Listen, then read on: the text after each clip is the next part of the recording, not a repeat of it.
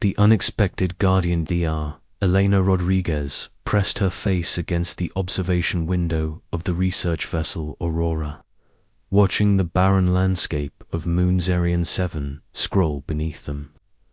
After 6 months of deep space exploration, she had grown accustomed to the endless parade of lifeless rocks and hostile environments. But something about this particular moon felt different. The communication from the orbital relay station had been brief and urgent. A distress beacon, they said. Possibly survivors from the missing Catherian transport that had vanished 3 weeks ago. The Catherians were one of the most feared species in the known galaxy, their shadowhounds serving as both companions and weapons of war. Finding survivors would be a diplomatic victory of unprecedented importance. Captain Morrison's voice crackled. Over the intercom, Dr. Rodriguez, report to Landing Bay 3. We've located the source of the beacon. Elena grabbed her field kit and hurried through the ship's corridors, her mind racing with possibilities. As the ship's chief xenobiologist, she would be responsible for any first contact, protocols with Catherian survivors. The landing bay buzzed with activity as the away team prepared their equipment. Security Chief Williams approached her, his expression grim. Doctor, I need to be clear about something. If we encounter adult Catherians, we maintain maximum distance. Their shadowhounds can tear through combat armor like paper. Elena nodded, checking her bioscanner one final time. She had studied the Catherians extensively, but only from archived footage and second-hand accounts. The species stood nearly 3 meters tall, with elongated limbs and natural stealth capabilities that made them nearly invisible in low light. Their bond with the Shadowhounds was legendary, a telepathic connection that turned the creatures into extensions of their masters. The shuttle touched down near a rocky outcropping where the beacon signal originated. The team moved carefully. Across the moon's surface, their boots crunching on the crystalline sand. Elena's bioscanner remained silent until they reached a shallow cave system carved into the cliff face. Readings are coming from inside, Elena reported, her voice muffled by the environmental suit's communicator. Multiple life signs, but they're small. Much smaller than adult Catherians. Security Chief Williams raised his weapon, motioning for the team to proceed with caution. They activated their helmet lights and entered the cave system. The passages were narrow and winding, clearly carved by natural erosion rather than intelligent design. After several minutes of careful navigation, they emerged into a larger chamber. Elena's breath caught in her throat. Huddled together in the far corner of the cave were 3 creatures that looked like miniature versions of the legendary Shadowhounds. Each was roughly the size of a large dog, with sleek black fur that seemed to absorb their helmet lights. Their eyes glowed with an eerie blue luminescence, and they watched the approaching humans with unmistakable intelligence. "Are those Williams?" began, his weapon still raised. "Catherian Shadowhound pups," Elena whispered, slowly removing her helmet, despite safety protocols. The cave's atmosphere was breathable, and she wanted to appear as non-threatening as possible. "They're just babies." The pups huddled closer together as the team approached, their eyes darting between the armed humans. Elena noticed they were thin, clearly malnourished, and the smallest of the 3 had what appeared to be an injured hind leg. "Where are the adults?" Williams demanded, scanning the cave with his weapon's targeting system. Elena's bioscanner provided the answer she had feared. "There are no other life signs in a kilometer radius. These pups are alone." She slowly knelt down, setting her equipment aside and extending an empty hand toward the creatures. "Hey there, little ones. Where's your family?" The largest pup, barely. Reaching Elena's knee, took a tentative step forward. Its nose twitched as it caught her scent, and something remarkable happened. The fear in its glowing eyes was replaced by curiosity, then something that could only be described as recognition. "Doctor, step back," Williams ordered. "Those things are dangerous." But Alina remained still as the pup approached her outstretched hand. When its nose touched her palm, she felt a strange tingling sensation, almost like a mild electrical current. The pup's eyes widened, and it made a sound somewhere between a purr and a whimper. "They're not dangerous," Alina said softly, as the other two pups slowly approached. "They're terrified and alone." She carefully reached into her pack and retrieved an emergency nutrition bar. Breaking it into small pieces, she offered them to the creatures. The pups accepted the food eagerly, and Alina noticed something extraordinary. As they ate, they positioned themselves around her in a protective triangle formation, with the injured one pressed against her side. It was as if they had claimed her as their own.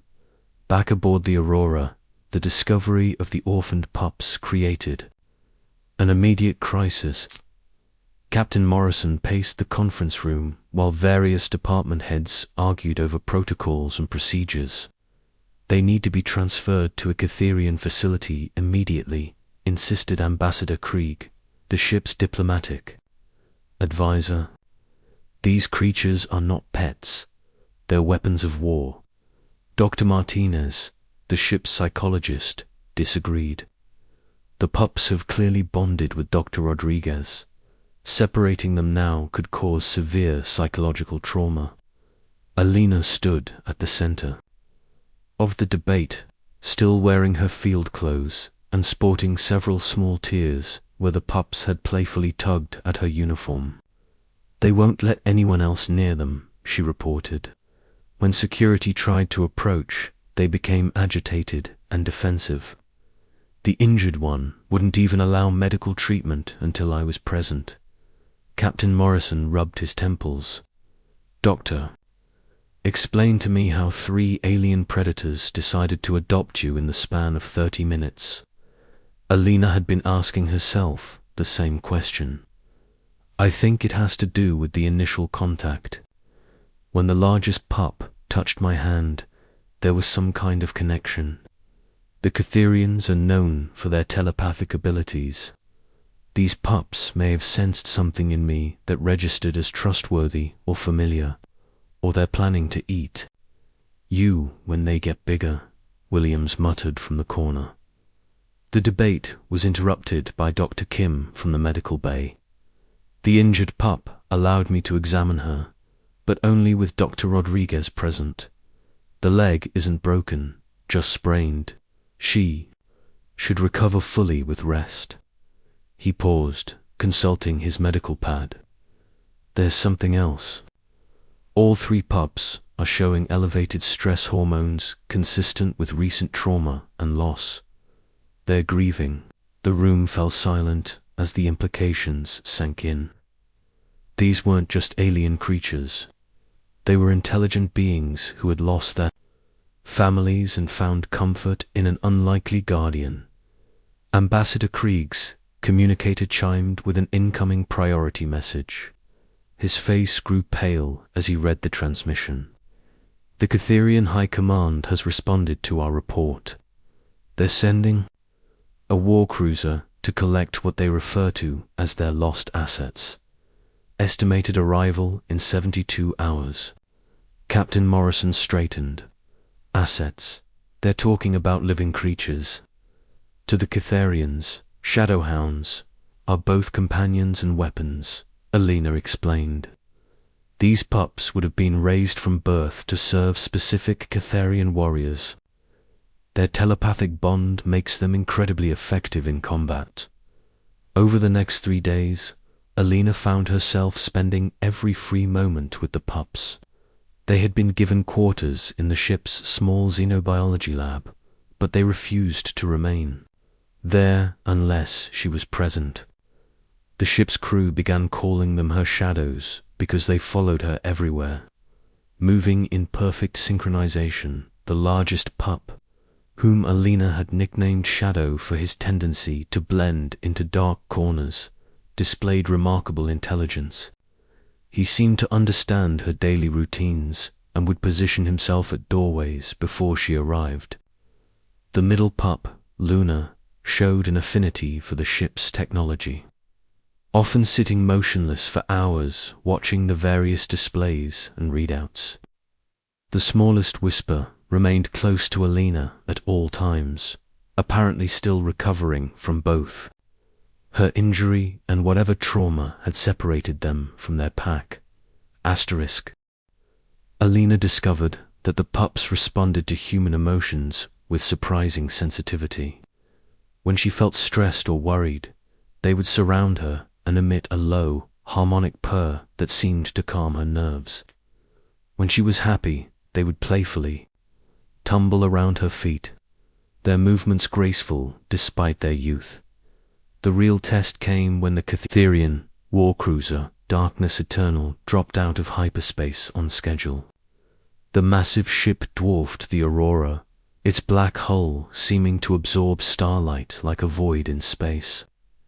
Captain Morrison received the transmission requesting immediate transport of the recovered Shadowhounds. Alina stood in the shuttle bay, watching the Catherian diplomatic party board their ship.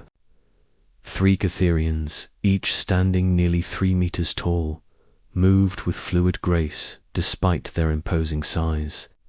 Their natural camouflage ability made them appear to shift and blur at the edges, and their eyes held an alien intelligence that was both fascinating and unsettling. The lead Catherian, who identified himself as war leader Vextaroth, approached the group where Alina stood with the 3 pups pressed against her legs. When he saw the arrangement, his entire posture changed. "This is impossible," Vextaroth stated in perfect standard, his voice carrying harmonics that human ears could barely process. "Shadowhounds do not bond with alien species."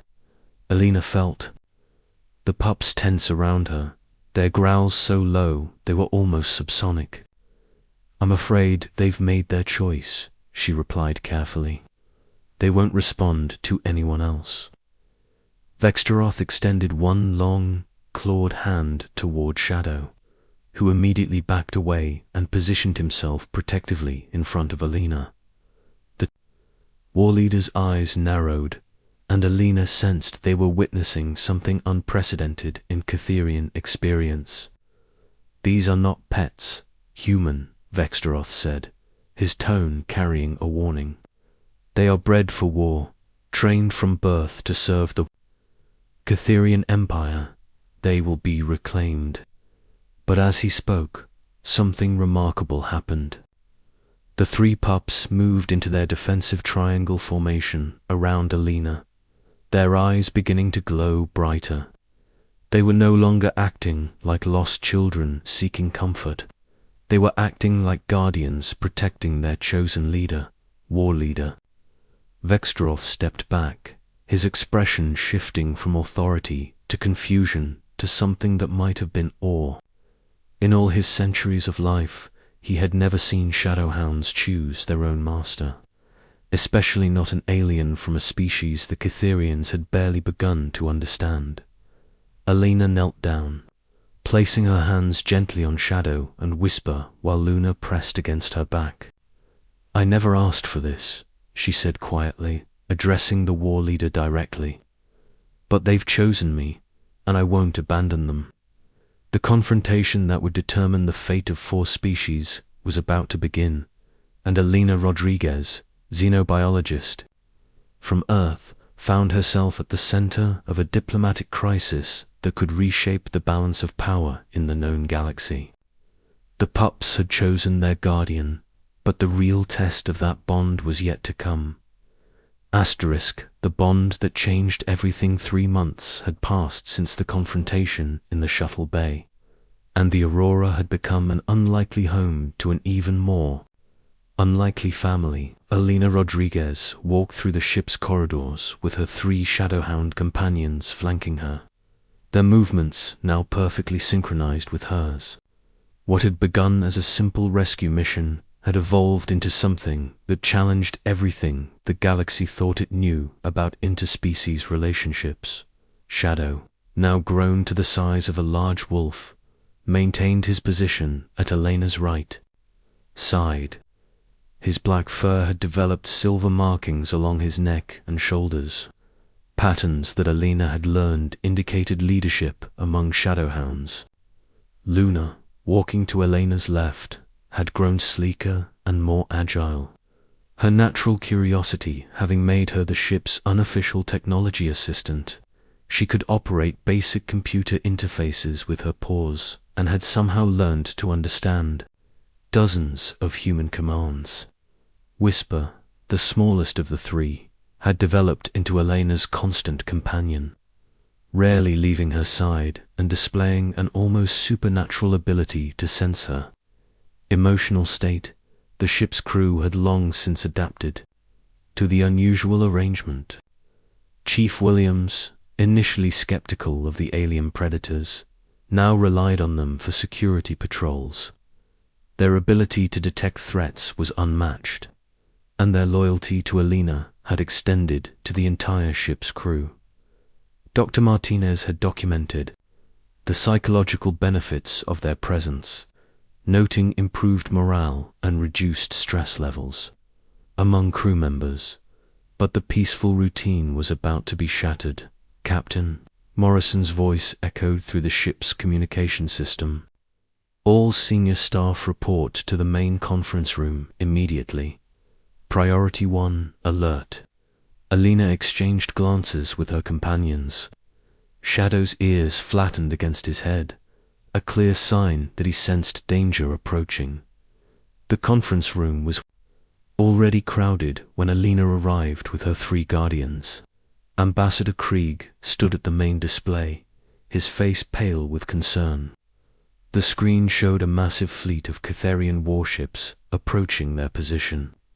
57 vessels, Captain Morrison announced grimly, including 3 Supremacy-class dreadnoughts. They'll be within weapons range in 18 hours. Ambassador Krieg activated the communication log. We've received a formal demand from the Catharian High Command. The Shadowhounds are to be returned immediately, along with Dr. Rodriguez, for what they call bond contamination protocols. Alina felt her blood run cold. Bond contamination protocols. From what our xenopsychology department has been able to determine, Dr. Martinez explained, the Catharians believe that Dr. Rodriguez has somehow corrupted the natural bonding process of the Shadowhounds. They consider it a threat to their entire military structure. Shadow moved closer to Alina, pressing his massive form against her leg. She could feel the tension radiating from all 3 pups, their instinctive understanding that danger was approaching.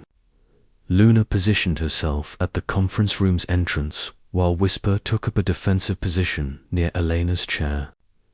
There's more, Ambassador Krieg continued. The fleet is commanded by Supreme War Leader Nix Vareth, Vextaroth, S. Superior. According to diplomatic records, she has never been known to negotiate. She takes what the Empire requires by force. Captain Morrison studied the tactical display showing the approaching fleet. Even if we ran now, they'd catch us before we could reach the nearest Federation outpost. We have no choice but to attempt diplomatic resolution. Alina stood, causing all 3 Shadowhounds to immediately shift into alert positions. I'll meet with her. If they want to discuss the bond, then we'll discuss it. Absolutely not, Chief Williams interjected. These protocols could involve anything from memory extraction to execution. We can't risk it. But Alina was already formulating a plan. Over the past 3 months, she had learned more about Shadowhound psychology and Catharian culture than any human in history. The bond she shared with Shadow, Luna, and Whisper wasn't just emotional. It was something deeper, more fundamental. "I have an idea," Alina announced. "But it's going to require us to do something that's never been attempted before." 18 hours later, the Catherian fleet surrounded the Aurora in a perfect sphere formation.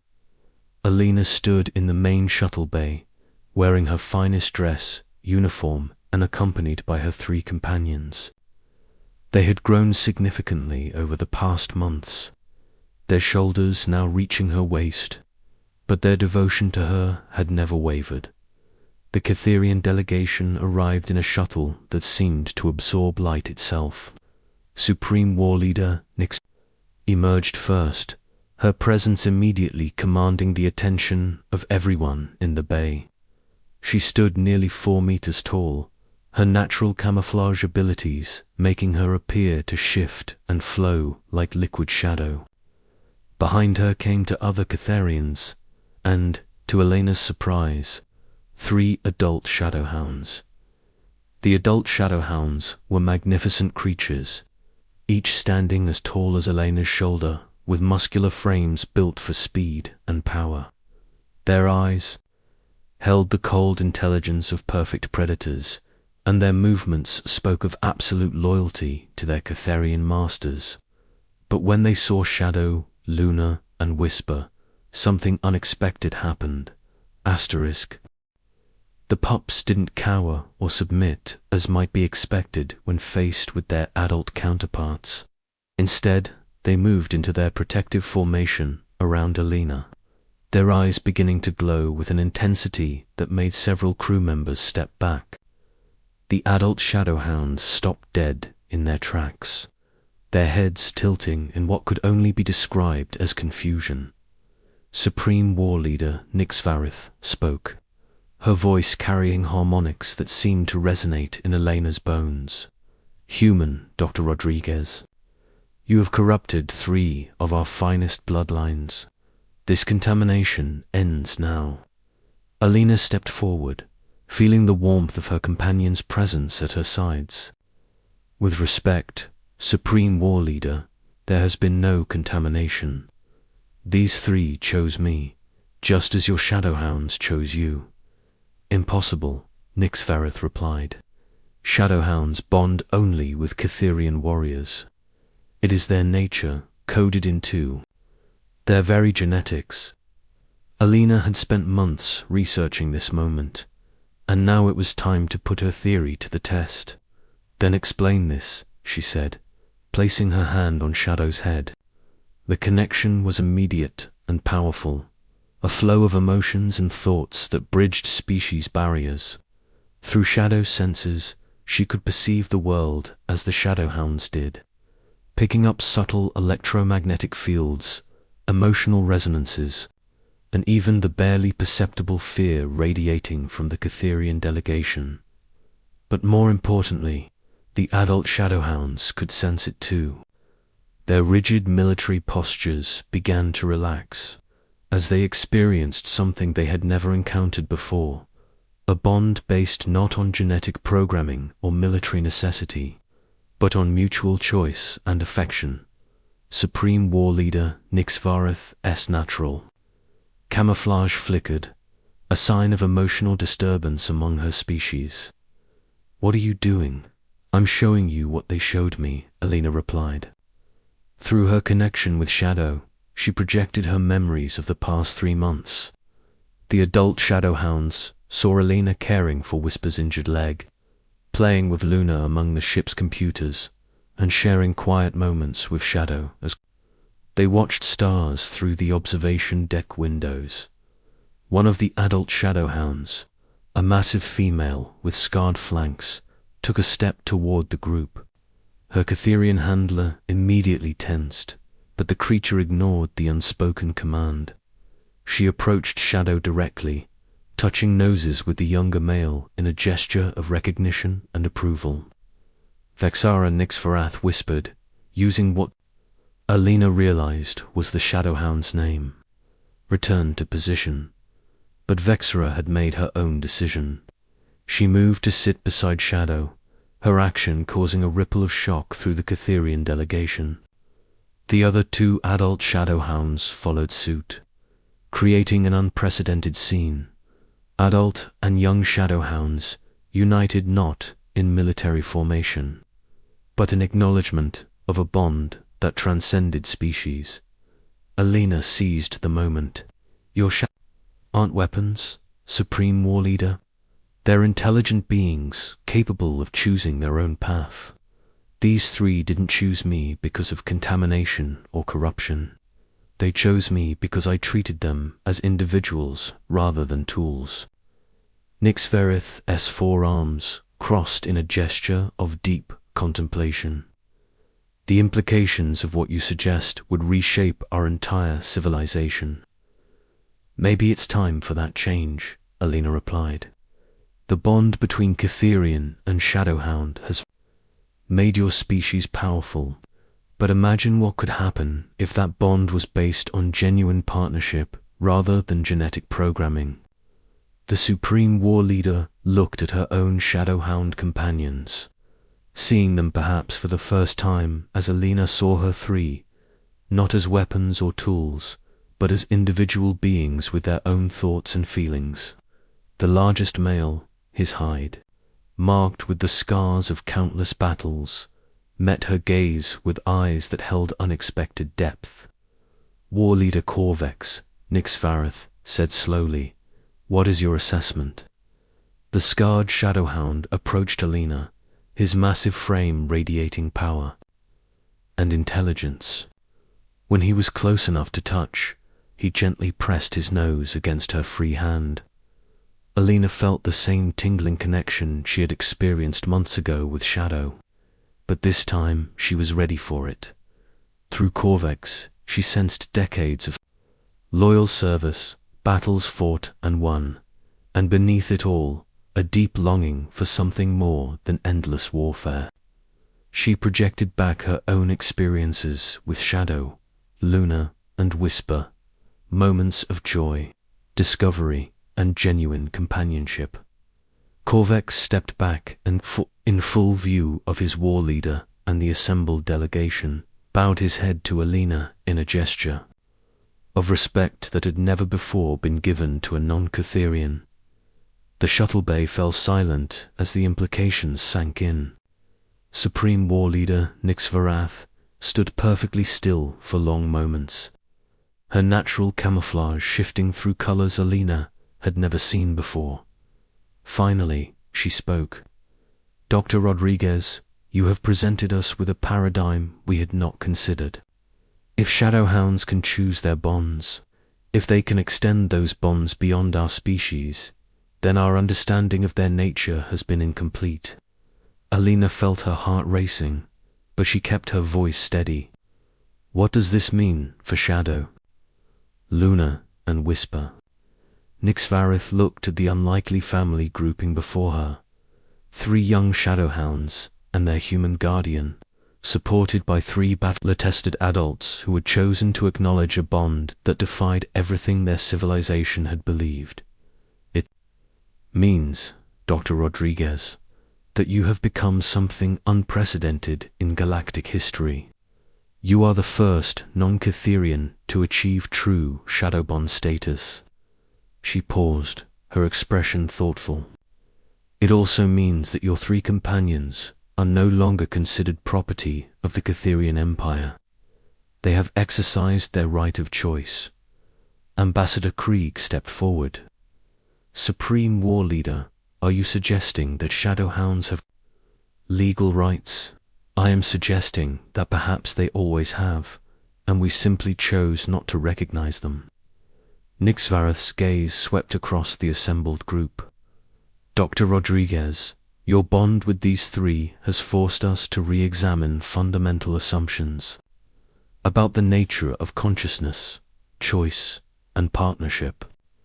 Alina felt tears forming in her eyes as the full impact of the moment hit her. Shadow pressed against her side, his purr vibrating through her bones, while Luna and Whisper flanked her protectively. They were going to stay together, their will be changes, Nixvareth continued. The Catherian High Command will need to establish new protocols for Shadowhound bonding, recognizing the element of choice that has apparently always existed. Some will resist these changes, and those who resist, Captain Morrison asked. Supreme War Leader Nixvareth looked at her own companions, all three of whom had moved to positions that mirrored Elena's family group rather than traditional military formation. They will learn, as I have learned today, that true strength comes not from control, but from mutual respect and willing partnership. As the Catherian delegation prepared to leave, Nixvareth approached Elena one final time. Dr. Rodriguez, you and your companions will always have sanctuary within Catherian space. You have given us something we thought we had lost long ago. The possibility of genuine friendship rather than mere utility. The massive Catherian fleet began its departure, but not before sending a message to every Federation outpost within 50 light years. The first interspecies shadow bond had been established, and Elena Rodriguez had become an unofficial ambassador to one of the galaxy's most powerful civilizations. In the weeks that followed, as the Aurora continued its research mission, Elena often found herself on the observation deck with her three companions. Shadow, now bearing the silver marks of a recognized pack leader, would rest his head in her lap, while Luna explored the ship's databases and Whisper kept watch for any sign of trouble.